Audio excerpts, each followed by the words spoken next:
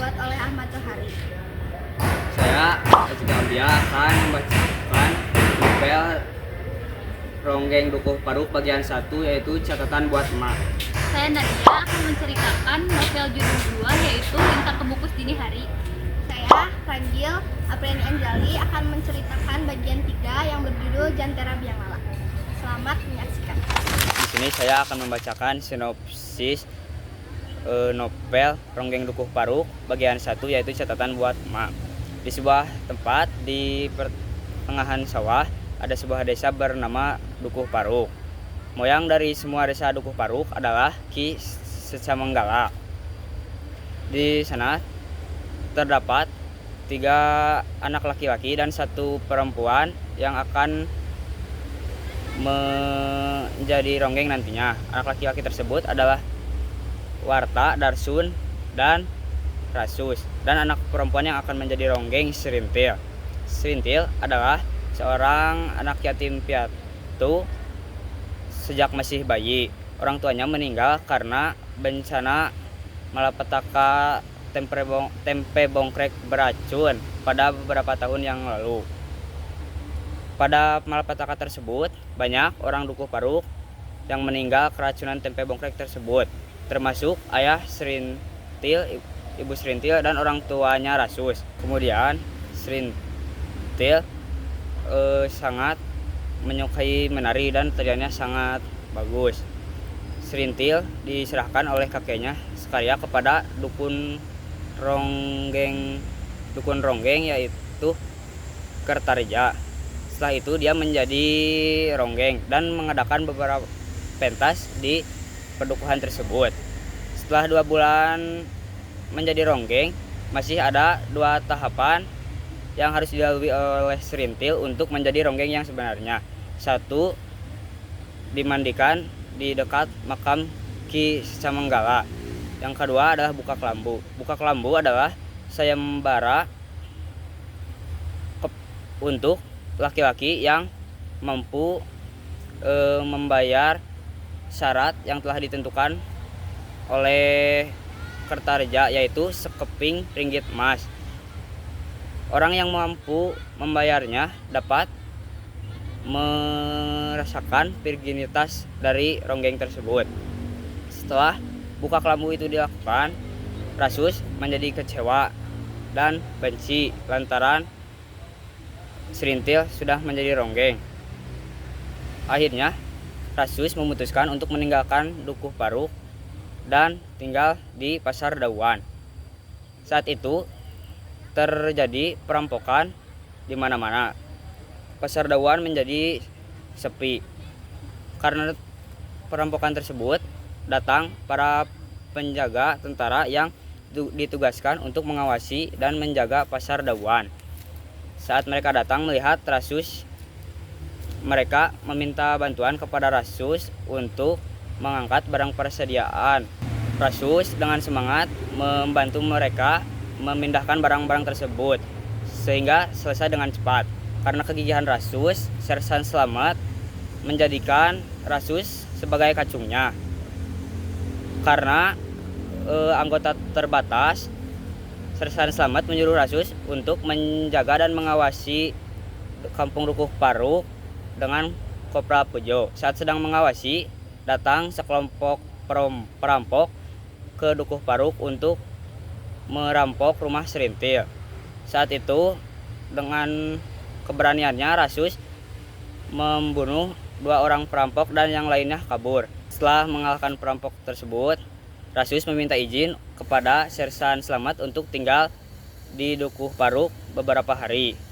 Akhirnya dia diizinkan dan tinggal bersama neneknya dan Serintil. Serintil ingin dia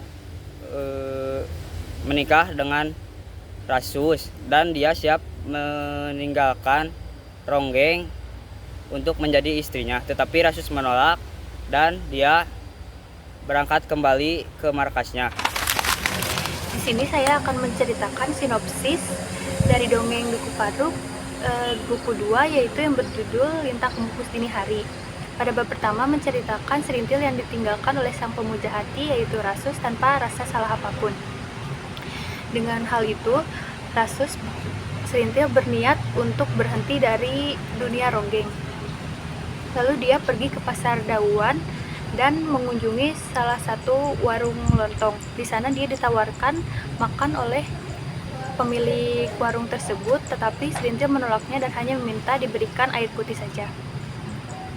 Lalu setelah minum, Serintil meminta izin kepada pemilik warung untuk meminta istirahat di sana sebentar. Awalnya pemilik warung tersebut menolak, tapi dengan rasa keibuannya, dia akhirnya mengizinkan Serintil beristirahat di sana.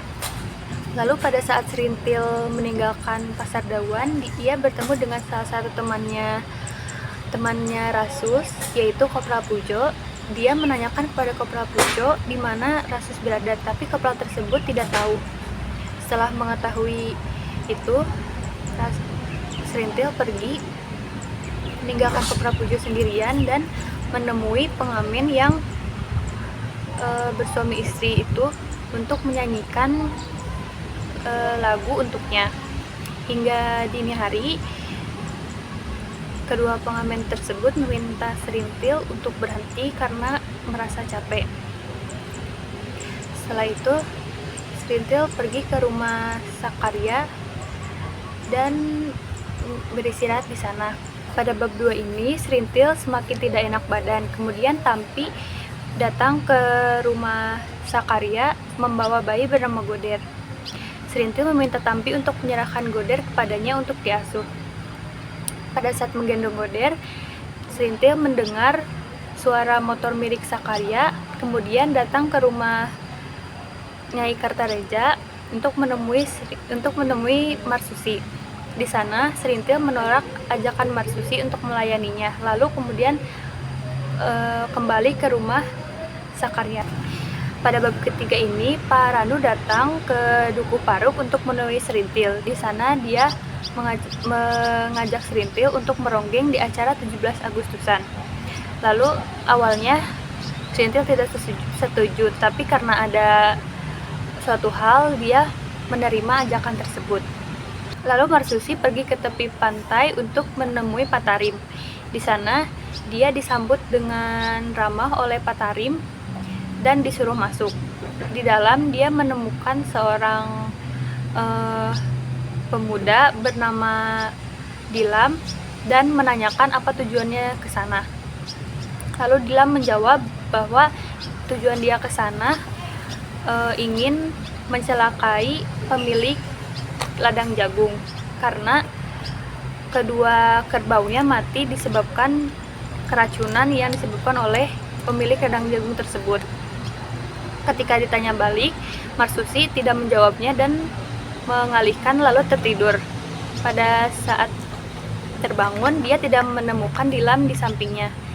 Lalu Marsusi mendengarkan obrolan Dilam dengan Patarim di dalam. Patarim menanyakan kepada Dilam apakah dia akan tetap melanjutkan tujuannya karena konsekuensinya sangat besar dan berdampak kepada keturunannya. Dilam disuruh oleh Patarim keluar terlebih dahulu untuk berpikir, tetapi dia tetap melanjutkan tujuannya. Tiba gilirannya Marsusi ke dalam dan ditanya apa tujuannya kemari. Lalu Marsusi bilang dia ingin balas dendam kepada seorang ronggeng di Duku Paruk. Lalu Pak Tarim bertanya apakah dia Serintil. Lalu Marsusi menjawab iya. Pak Tarim memberi saran kepada Marsusi jangan mencelakainya, tapi balas dendamnya dengan cara mempermalukannya. Pada malam puncak 17 Agustus, Serintil meronggeng di tengah kerumunan orang-orang. Lalu beberapa saat kemudian Serintil merasakan sesak nafas, lalu dia pingsan. Lalu Kartareja mencari seseorang yang berbeda dengan pengunjung-pengunjung lainnya. Dia melihat ada seseorang yang berbeda mengenakan pakaian yang sangat tertutup. Lalu dia menghampirinya dan ternyata itu Marsusi. Pada saat mereka berhadapan, mereka saling berbincang, lalu meninggalkan satu sama lain dengan perasaan yang saling mengetahui. Pada bab 4, Sentika mengunjungi Duku Paruk untuk menemui Serintil. Dia mengajak Serintil untuk meronggeng di rumahnya dan menjadi gowok bagi anaknya yaitu Waras. Keesokan harinya, Serintil dengan rombongannya pergi ke kampung Sentika dan meronggeng di sana, lalu menjadi gowok bagi anaknya yaitu Waras. Waras dan Serintil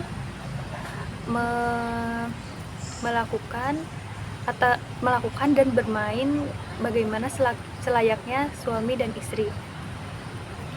Keesokan harinya, Serintil terbangun dan pamit kepada Sentika untuk meninggalkan kampung tersebut dan kembali ke Duku Paruk. Serintil kembali dengan perasaan yang kecewa karena merasa gagal menjadi gowok bagi Waras. Lalu pada bab 5, Serintil bertemu dengan Pak Bakar. Lalu Pak Bakar mengajak kerjasama kepada Serintil untuk meronggeng di acara-acara rapatnya. Awalnya Serintil setuju dan meronggeng di acara-acara yang Pak Bakar miliki. Lalu pada suatu hari, Sakaria berteriak histeris karena melihat makam Ki Secamenggala sudah dalam keadaan berantakan dan terbongkar. Salah satu pemuda menemukan caping hijau. Lalu setelahnya mereka kembali dari makam tersebut. Pada malam harinya, mereka dikepung oleh banyak orang yang tidak diketahui.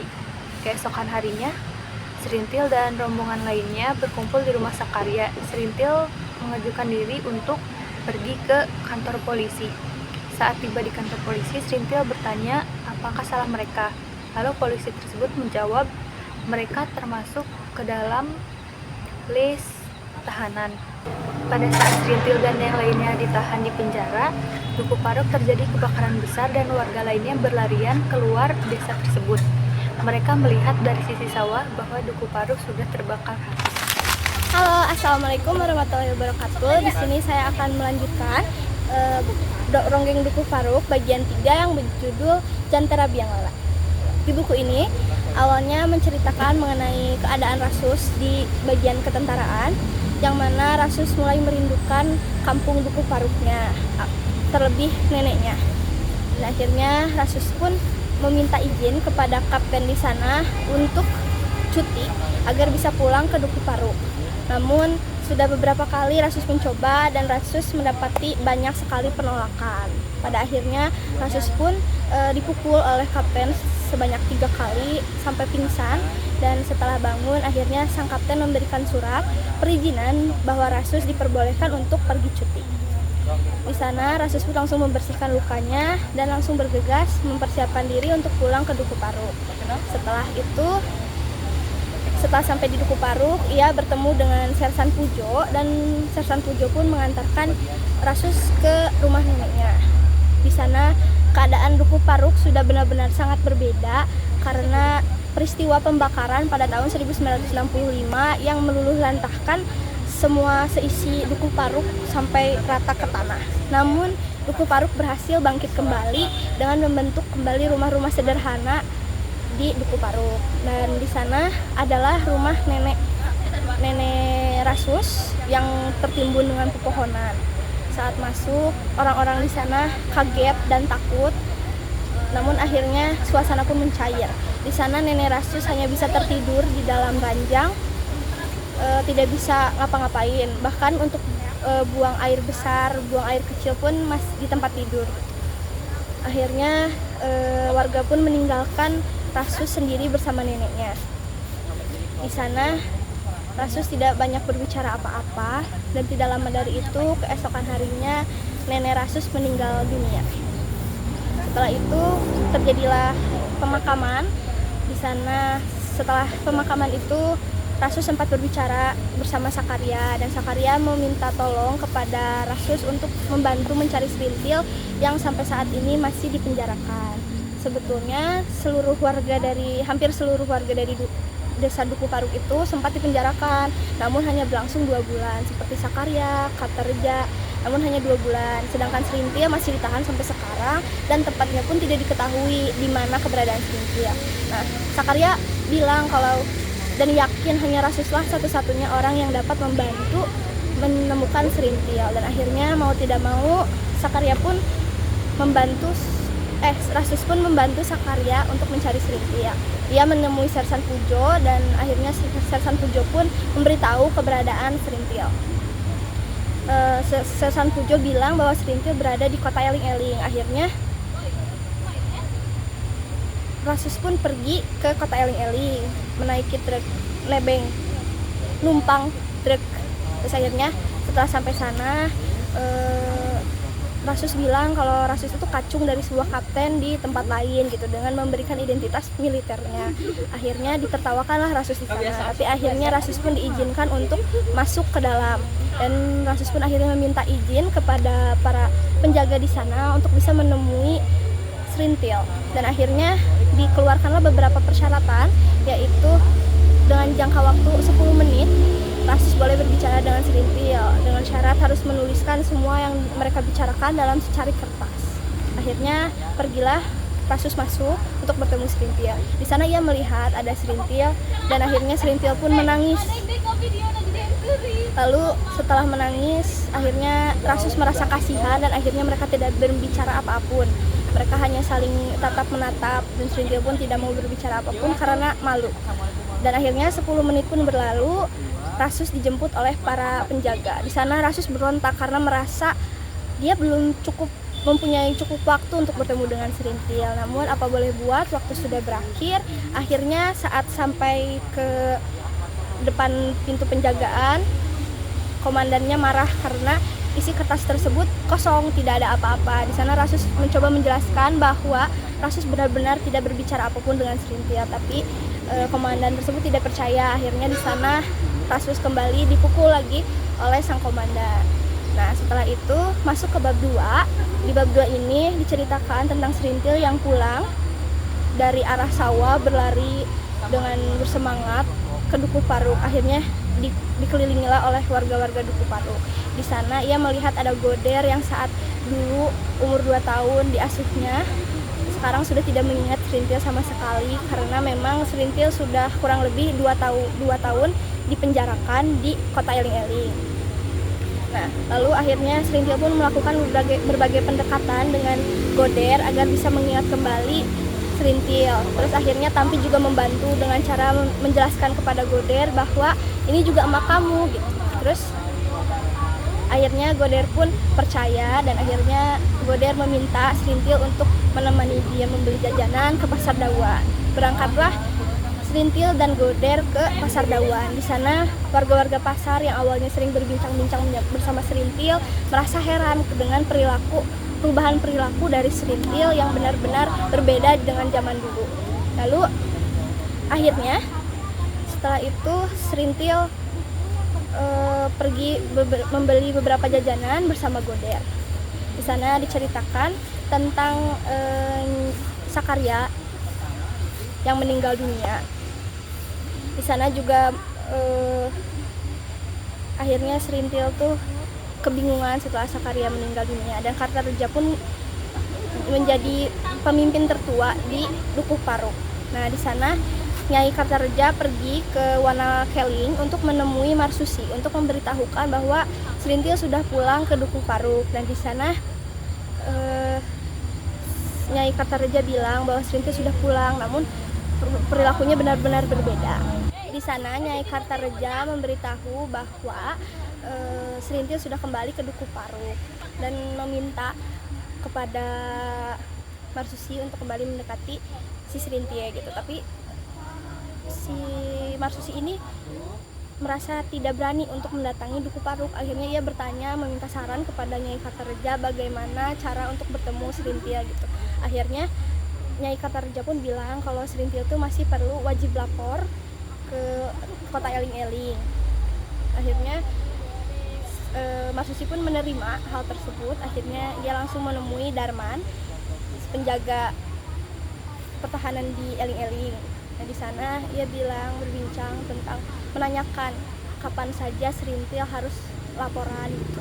Terus akhirnya dia juga memberikan 1 truk kayu jati untuk Darman dan meminta untuk tidak banyak bertanya apabila melihat Marsusi dekat dengan Serintil. Akhirnya keesokan harinya Serintil sedang mau pergi ke kota Eling-Eling untuk laporan setiap minggunya. Lalu di sana ada Marsusi yang menunggu di bawah pohon, dan awalnya Serintil tidak tahu kalau itu ada Marsusi. Akhirnya ia berjalan, dan saat makin dekat dengan Marsusi ia baru sadar kalau itu adalah Marsusi, dan dia berdiam diri karena kaget. Lalu datanglah Marsusi mendekat, lalu dia meminta Serintil untuk mau pergi dengannya. Namun Serintil sempat menolak, dan akhirnya Serintil pun mau pergi ke kota Eling-Eling bersama dengan Marsusi. Nah, sampai di sana Serintil melakukan laporan seperti biasa, mengucap jempolnya. Saat mau pulang, Serintil sempat diajak oleh Marsusi untuk pergi bersama, namun Serintil menolak. Akhirnya Darman pun membantu Marsusi untuk menyuruh Serintil pergi bersama Marsusi. Akhirnya Serintil pun mau. Di tengah perjalanan, Marsusi mempunyai niat buruk dan membawa Serintil ke arah lain dari Duku Paruk. Ia berniat untuk membawa Serintil pergi ke vilanya. Di sana Serintil sudah mengetahui niat jahatnya, namun Serintil pun kebingungan harus bagaimana. Karena jalan menuju ke rumah ke vilanya Marsusi itu benar-benar berbahaya, dan kalau dia lompat secara disengaja mungkin dapat terjadinya luka badan. Akhirnya Serintil pun hanya bisa pasrah. Namun saat itu karena sedang ada dalam tanjakan, Marsusi pun menancap gasnya lebih keras lagi. Nah, di sana ada bebatuan dan menyebabkan Serintil ini jatuh dari motor, terbang dan jatuh dari motor. Akhirnya Serintil pun menggunakan kesempatan ini untuk kabur dari Marsusi. Di sana Marsusi pun belum sadar kalau Serintil terjatuh. Dengan luka di badannya, Serintil berlari dan bertemu dengan tiga orang yang membawa daun jati. Nah, di sana ditanyakanlah dari mana, mau ngapain gitu. Dan Serintil pun tidak banyak ngomong, dan akhirnya 3 orang itu meninggalkan Serintil. Serintil terus berlari. Nah, di sana Marsusi bertemu dengan 3 orang itu setelah menyadarinya. Terus 3 orang itu memberitahu bahwa Serintil naik ke atas. Akhirnya setelah itu Marsusi pun pergi mengejarnya. Di sana Serintil bertemu dengan Marsusi, dan Serintil pun langsung berlari turun ke jalan. Setelah di jalan dia sudah tidak kuat untuk berlari. Akhirnya dia duduk di sana dengan darah yang bersimbah darah, dan Marsusi pun awalnya sangat senang mengetahui bahwa Serintil berlari darinya, karena itu membuat gairahnya semakin meningkat. Namun setelah Marsusi melihat darah di badannya Serintil, Marsusi pun merasa kasihan kepadanya. Akhirnya melewatlah 1 orang warga Pecikalan naik sepeda membawa daun jati, dan akhirnya Marsusi pun meminta orang tersebut untuk mengantar Serintil pulang ke Duku Paruk, dan akhirnya Serintil pun pulang bersama orang tersebut. Lanjut ke bab 3. Di bab 3 ini diceritakan mengenai suasana anak-anak yang sedang bermain. Nah, di sana mereka melihat ada banyak truk-truk dan orang-orang yang turun dari truk tersebut. Awalnya anak-anak tersebut berlarian ke rumahnya dan teriak bahwa mereka mengira itu adalah tentara. Tapi setelah kata Reja keluar dan melihat, ternyata mereka hanya melakukan pengukuran jalan untuk irigasi.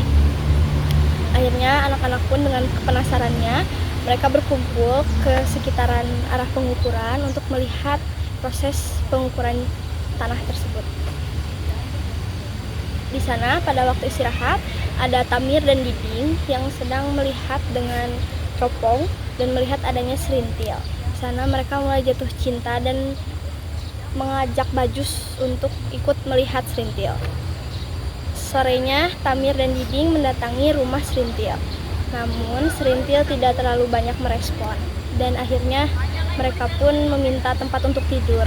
Serintil pun menyuruh mereka untuk tidur di dekat tengah sawah. Setelah itu, masuk suasana di mana anak-anak Sakum yang sedang membuat ayunan di dekat pohon di Duku Paruk. Goder pun berlari ke Serintil dan meminta untuk dibuatkan ayunan juga. Namun Serintil tidak tahu cara membuat ayunan. Akhirnya Goder pun dipangkunya dan Serintil bilang kalau dia akan membuat ayunan dari kain di rumah. Saat perjalanan pulang, ada orang yang menunggu di depan rumah Serintil dan mengatakan bahwa akan membicarakan mengenai tanah atas nama Goder. Dan Serintil pun diminta untuk pergi ke balai desa untuk melakukan rapat mengenai uang penggunaan tanah irigasi. Akhirnya Serintil dan Goder pun siap-siap untuk pergi ke balai desa tersebut. Di sana Goder menangis karena dia tidak jadi dibuatkan ayunan. Namun Serintil pun bilang bahwa pulang dari rapat tersebut ia akan mengajak Goder untuk pergi jajan di pasar Dawan. Di rapat tersebut Serintil merasa dikucilkan oleh warga-warga sekitar dan akhirnya Serintil pun mendapat bagian terakhir dan berbicara dengan Bajus. Di sana Bajus menceritakan tentang keinginannya dan dia bilang bahwa nanti Bajus akan datang ke rumah Serintil, tapi entah kapan. Di sana Serintil merasa kebingungan dengan perasaannya karena Bajus ini Serintil pikir berbeda dengan laki-laki lainnya. Dia juga mengajak bicara Goder dan hal itu tersebut membuat Serintil merasa bahwa Bajus berbeda dari laki lainnya. Akhirnya keesokan paginya Serintil pergi ke rumahnya Sakum sebelum berangkat berjualan jangkrik di pasar Jawan. Di sana ia menitipkan beberapa makanan seperti pepaya, lalu kopi, jeruk untuk dipersiapkan saat Bajus datang. Di sana Sakum pun pergi ke pasar dan membeli barang-barang yang telah dititipkan oleh Serintil. Orang-orang pasar pun penasaran kenapa Sakum buta itu bisa membeli makanan sebanyak itu. Dan akhirnya Sakum pun bercerita bahwa Serintil akan kedatangan tamu dan menitipkan beberapa makanan untuk tamu tersebut. Di perjalanan pulang, Sakum ini bertemu dengan Rasus. Rasus saat itu sedang ada cuti 3 hari sebelum dia pergi berangkat ke Kalimantan. Dan akhirnya di sana Sakum bercerita tentang Serintil yang akan menerima tamu. Sakum pun meminta kepada Rasus untuk segera menikahi Serintil, namun seperti biasa Rasus tidak merespon apapun. Sedangkan di sisi lain Serintil di rumah sedang kebingungan karena Sakum tidak pulang-pulang. Lalu dia juga merasa bingung akan kehadirannya Bajus. Sampai di sana ia pun melihat kedatangannya Sakum bersama satu orang yang asing dan ternyata itu adalah Rasus. Di sana Serintil pun terkejut dan akhirnya masuk ke rumah. Setelah itu Rasus pun langsung berlari ke pondok neneknya karena merasa kalau pergi ke rumah Serintil akan mengganggu. Akhirnya di sana ia menyimpan barang-barangnya dan ia pun pergi mandi. Dikelilingi oleh anak-anak. Akhirnya Rasus pun meminta anak-anak tersebut untuk membeli layang-layang ke pasar. Akhirnya anak-anak pun bermain layang-layang. Lalu Rasus berdiri di bawah pohon melihat anak-anak tersebut bermain. Akhirnya warga Dukuh Paruk pun berdatangan mengumpul di sekitaran Rasus. Serintil pun ingin untuk mendekat kepada Rasus, namun malu. Akhirnya dia pun berlari, namun akhirnya belok ke Goder dan menangis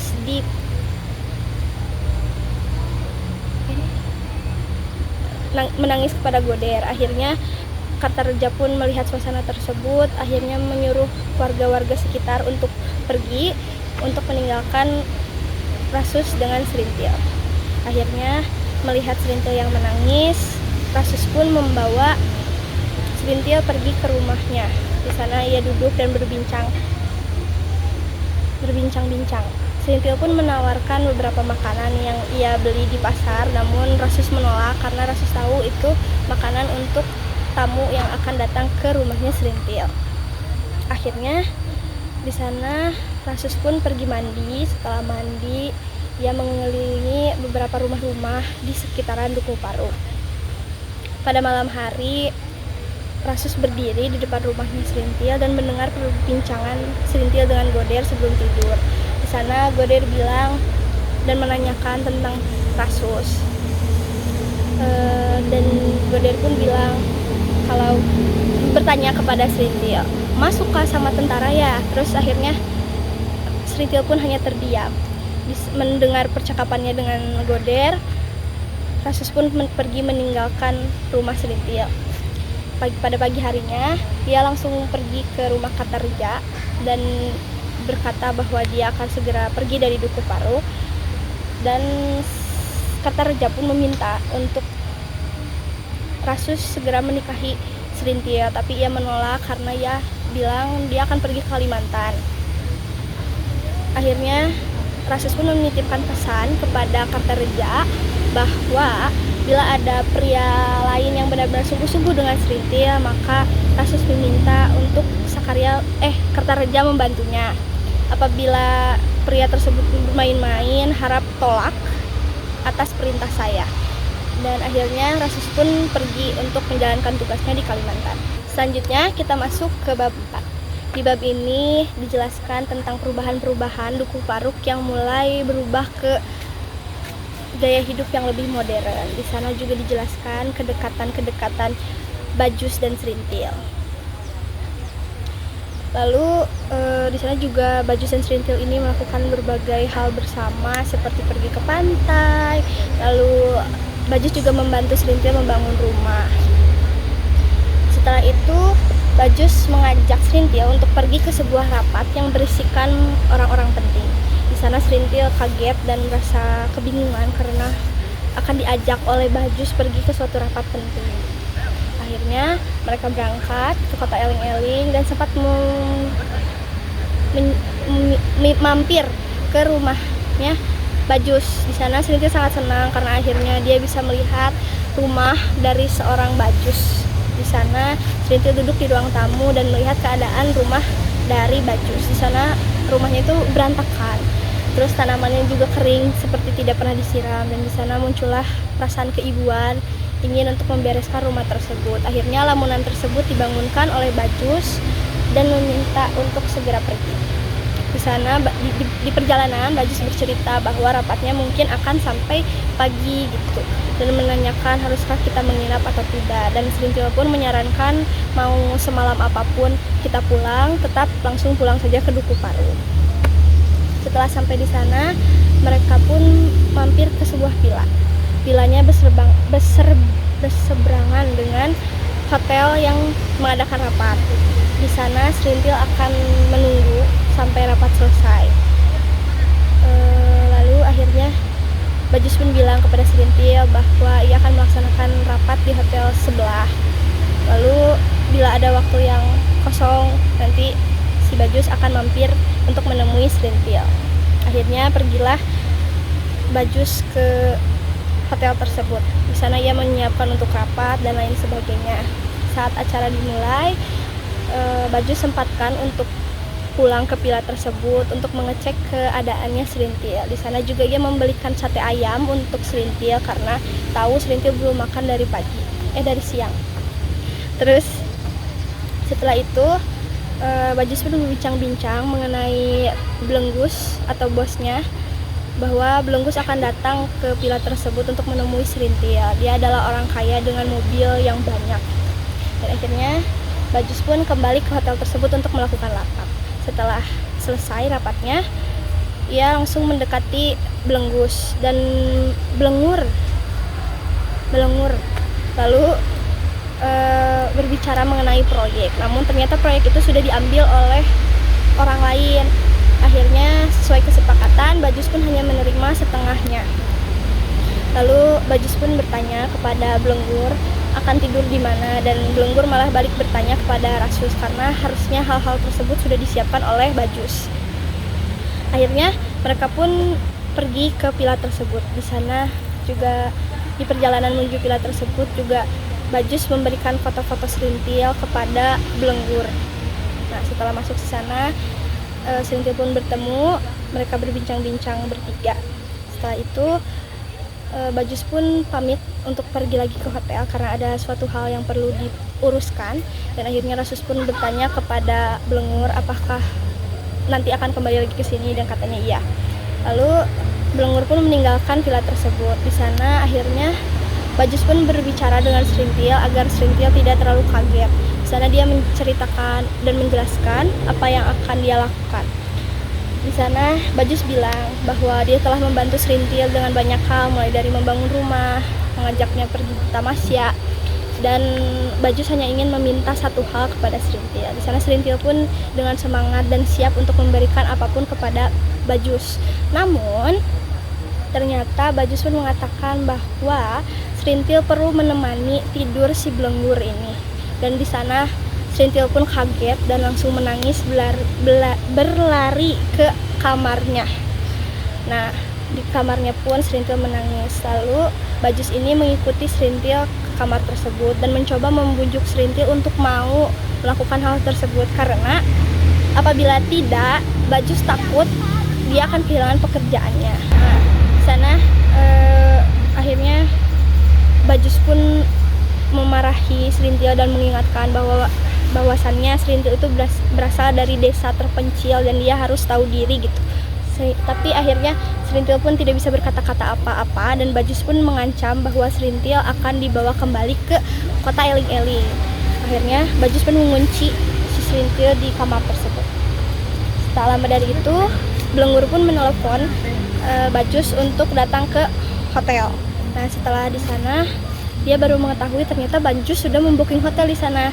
Lalu saat masuk di sana Bajus bertanya ada apa, dan si Belengur pun menceritakan tentang ketidakmauannya bersama Serintil karena merasa Serintil ini adalah wanita yang sudah berorientasi dengan ibu rumah tangga dan bukan wanita yang masih ingin berpetualang. Di sana Belengur pun memberikan uang kepada Bajus untuk dititipkan ke Serintil dan meminta Bajus untuk mengantarkan Serintil pulang ke Duku Paruk secepatnya. Lalu Bajus pun menanyakan tentang proyeknya dan katanya aman untuk proyek, kita tetap melakukannya bersama. Dan akhirnya Bajus pun pergi ke villa lagi menemui Serintil. Di sana Serintil sedang dalam keadaan yang membeku, benar-benar tidak bisa berbicara, bahkan seperti orang buta dan lumpuh. Akhirnya Bajus pun menceritakan apa yang ia bicarakan di hotel bersama Belengur, dan Bajus pun mengantarkan Serintil pulang. Di buku tersebut langsung diceritakan keadaan Rasus yang berada di Kalimantan, dan katanya Rasus ini akan kembali ditugaskan di Jawa. Rasus ini mendapatkan bagian terakhir untuk pulang ke Jawa karena ia merasa dia tidak memiliki kepentingan apapun untuk buru-buru pulang gitu. Sedangkan yang lainnya mungkin ingin bertemu dengan istrinya, anaknya, saudaranya, orang tuanya. Sedangkan Rasus ini merasa kepentingannya untuk pulang itu tidak sepenting orang-orang tersebut, dan akhirnya dia memilih untuk pulang terakhir. Setelah pulang, di perjalanan menuju Duku Paruk, saat mendekati Duku Paruk, Rasus mendengar ada suara nyanyian-nyanyian ronggeng, dan di sana pun ia bertemu dengan Nyai Kartareja. Nyai Kartareja senang bertemu dengan Rasus, akhirnya mengajak Rasus ke sebuah pintu ruangan yang ditutup dengan palang kayu. Di sana akhirnya Rasus membuka pintu tersebut, dan saat dibuka dia melihat seorang wanita yang dia tidak kenali sama sekali, menggunakan celana kolor dan baju bolong-bolong. Lalu di sana juga bau kamarnya itu sangat menyengat karena Serintil itu benar-benar melakukan segala hal di sana, tidak keluar dari kamar itu. Akhirnya melihat hal tersebut, Rasus pun kaget karena dia merasa ini bukan Serintil yang ia kenal, dan akhirnya Rasus pun pingsan. Nyai Kartareja pun memindahkannya ke suatu ruangan dan dijelaskanlah tentang kronologi terjadinya apa yang terjadi, apa yang menimpa kepada Serintil. Setelah itu Rasus juga bertanya apakah Serintil sudah pernah diobati, dan sudah, namun tidak sembuh-sembuh. Akhirnya setelah itu dia bertekad untuk pulang. Merasa kasihan, besoknya Rasus meminta Nyai Kartareja, Nyai Sakaria, dan Tapi untuk memandikan Serintil karena Rasus ingin membawa Serintil ke keperawatan militer di sana. Akhirnya dimandikanlah Serintil bersama ketiga wanita tersebut. Nah, saat itu awalnya Serintil tidak mau, akhirnya dibantulah dengan Rasus. Di sana dimandikannya dan didandaninya Serintil seperti yang dulu. Lalu sebelum berangkat, Serintil meminta untuk dibawakan bunga. Akhirnya bunga tersebut ditolak dan Nyai Sakaria pun kembali membawakan bunga dan lagi-lagi ditolak. Akhirnya Serintil pun berlari ke arah sebuah pohon dan dituturi oleh Rasus. Di sana dia memetik sebuah bunga dan menaruhnya di sanggul. Lalu dia bilang kepada Rasus, "Sehat, cantik kan? Seperti ini." Katanya iya. Terus akhirnya mereka pun berangkat ke perawatan militer. Di sana mereka naik angkot, tapi awalnya ditolak karena melihat kondisi Serintil. Akhirnya setelah Rasus mengeluarkan identitas militernya, adalah kendaraan yang mau menerima mereka berdua. Saat sampai di kota Eling-Eling, Serintil mulai kembali menggila karena melihat ada bangunan bekas penjaranya. Dari sana akhirnya Rasus pun meminta beberapa tukang beca untuk membantu menenangkan Serintil. Akhirnya Serintil pun dibawa ke perawatan militer. Di sana perawat pun bertanya mengenai status Rasus dengan Serintil. Namun akhirnya dia hanya menjawab bahwa Serintil adalah saudaranya. Lalu sang dokter pun bertanya, barangkali Serintil adalah calon istrimu, dan Rasus pun berkata iya. Setelah itu ceritakanlah tentang penyesalan-penyesalan Rasus yang merasa gagal terhadap kepemimpinannya di Duku Paruk, dan ditutup dengan suasana malam Jantera Bianglala. Sekian pembacaan bagian 3. Sekian penyampaian sinopsis dari buku Rongeng Duku Paruk karya Ahmad Hadi. Terima kasih atas perhatiannya. Wassalamualaikum warahmatullahi wabarakatuh.